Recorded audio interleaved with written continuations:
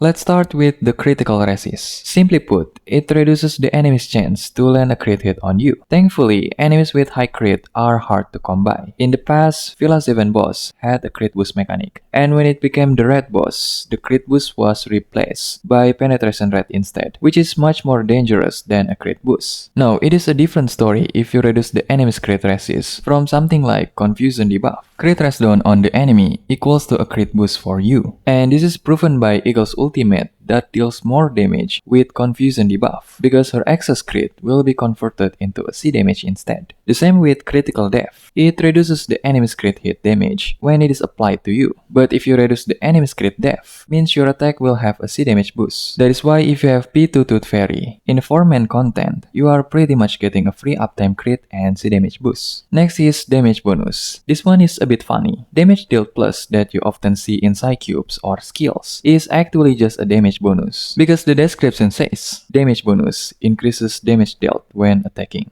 I guess it is just a translation thingy, because extra action is just a follow-up attack. And speaking of follow-up attack, I already made a detailed guide about this in my other video. In short, they are considered as an incantation. So characters with follow-up attack like 37, Jiao, Isolde, Semmelweis, etc. love incantation might boost. Next is damage heal and leech rate. The two are different. Damage heal heals your ally based on the damage they take or the lost HP within the current round. And it is a bit different than the F's and Apple's passive, because their passive heal is based on the lost HP of your max HP. The easiest way for you to get this damage heal buff is from Zima. On the other hand, leech rate is lifesteal. It heals your ally based on the damage they dealt. Now, your healers love healing down boosts. Think of it as a universal healing boost for your healers. Because some healers heal based on their HP percent, some are based on their attack percent, etc. At least on the attack percent one, based on my tests, it appears to me that 15% healing down boost is equal to around 200 is flat attack. Most healers have healing down boost from their inside too. And if you're wondering why your Daiki is heal, let's just say a bit tricky. That is because to me, she isn't a healer. She is a DPS disguised as a healer, mainly because her inside too boosts her attack by 5%. Referring to the previous test, assuming if your Daiki has a 1.8k attack, then I believe that is still far from the 10% healing down boost, let alone 15%. And to me, it strongly implies that you want to fully benefit her Genesis damage. But the problem is, as far as I'm aware, her Genesis damage is unable to critical. If it can, then she will be broken as a single target DPS. But bro, Villa also doesn't have a healing down boost, but she heals a lot.